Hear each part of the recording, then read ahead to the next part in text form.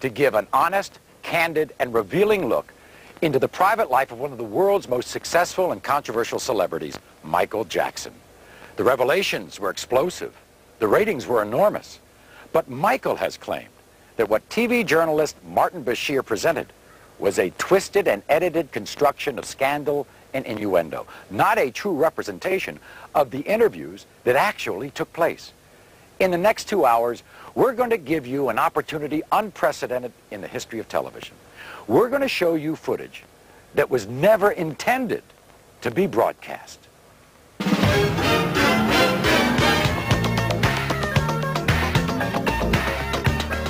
Tonight, the private video from Michael's own cameras. Cameras that shot the Michael Jackson interview. The footage you were never meant to see. As much as I do not speak about my family, I will. Right now. For the first time, Michael's ex-wife speaks out in public. My kids don't call me Mom because I don't want them to. You'll find out what really happened during the astonishing incidents with his children in Germany. And I've seen people that flip their kids up in the air and do somersaults and catch them. To be honest with you, I think wait another 4 or 5 years, the kids will come in front of a camera and they will defend their daddy. You'll hear about Michael's childhood. One of the things I can see this man tried to do, he tried to pin something on me where I was real brutal. You'll find out how Michael really feels about his father. He doesn't know this, but I walk in the room and his presence will be there and I would faint. You'll hear about Michael's surgery that the other special didn't mention. The whole top of his head caught fire, right in front of my eyes. You'll hear the truth behind Michael's children and their disguises. Michael's very proud of his children. I'm the one who's terrified. You'll go behind the rumors of the Neverland Ranch. Never do it. I would slit my wrist if I were hurt. And find out how those rumors have driven a family from their home. Gavin called me. He was crying on the phone. He went in gas station. The kid in gas station, they start kidding. Oh, you are the kid doing this with Michael. You slept in Michael. They ruined this kid's life.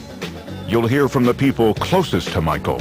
I've heard someone say on the television that no one should be allowed behind those gates at Neverland, especially the children. They don't even know what they're talking about. Plus, a surprise revelation from the man behind the Michael Jackson interviews. There'll be a lot of controversy about this. This is tabloid stuff. Well, you're beyond this. I know. You're a respected Well, All tonight on the Michael Jackson interview. The footage you were never meant to see. Hosted by Maury Povich. With Mr. Bashir's full knowledge, Michael had his own behind-the-scenes camera documenting the major interviews. The quality of the audio and video may be a bit raw at times, but it will enable you to see and hear the interviews as they actually happen, and will allow you, the viewing audience, to draw your own conclusions. And while Michael Jackson has provided this footage to us, he has absolutely no control over the editorial content of this program. But who is Martin Bashir? And how did he get an exclusive interview with one of the most reclusive pop stars the world has ever known? In 1995, this little-known British journalist caused an uproar when his sensational interview with Princess Diana revealed details of her extramarital affair. Since then, he has scored interviews with some of England's most notorious newsmakers, becoming somewhat of a celebrity himself. Martin, quick word for the evening news. His interview with Jackson was, as he put it, a request to show me the real man. But show me everything, make nothing off limits. Michael agreed, and the first interview was scheduled for the summer of 2002. In these photos of one of Bashir's interviews with Jackson, you can see the camera that captured the footage you were never meant to see. It's mounted right there on the light stand. This is the view it was capturing at the last interview. And this is the shot from the very first interview at Neverland. The man adjusting the lens. now this is on. Okay, so can we have silence in the house? Yeah. Is Jackson's own documentary cameraman. Well, I just wanted to clarify that it was not a secret video, because right now they're saying that we were secretly videotaping him, but that's not the truth. Mr. Bashir saw me, hooking up the camera, and everybody saw the camera out there and we were just rolling it. We usually do documentary on every, things that Mr. Jackson does. Do you think that your success has actually made people turn against you? The bigger the star, the bigger the target. And the more popular I became, the more rumors that were created, none of which were true.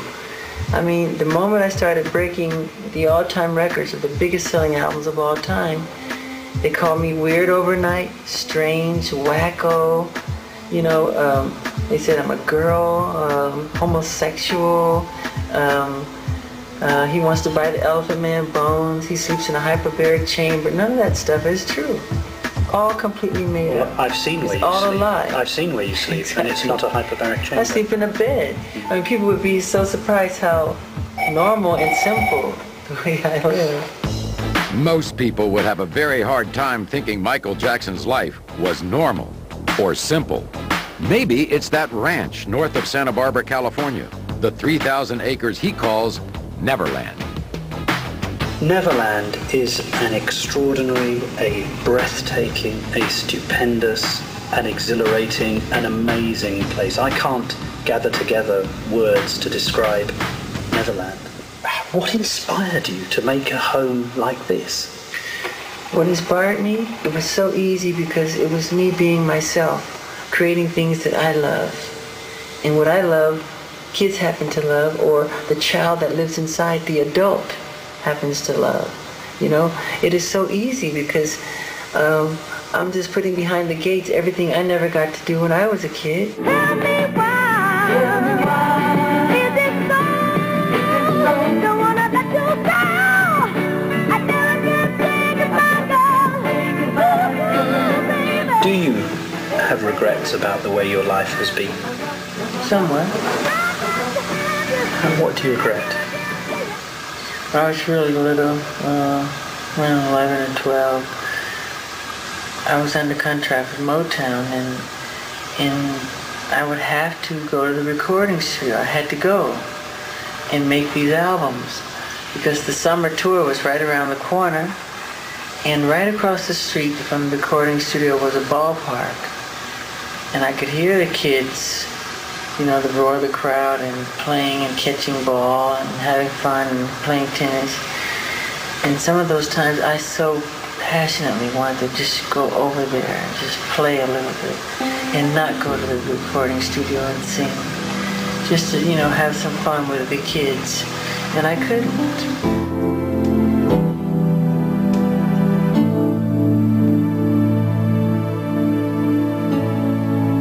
People say, why is he always with children?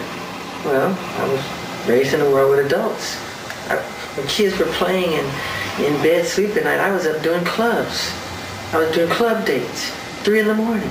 The striptease would come on after us. We were performing. And we didn't have friends. My brothers were like my friends, but we worked. There was no Christmas.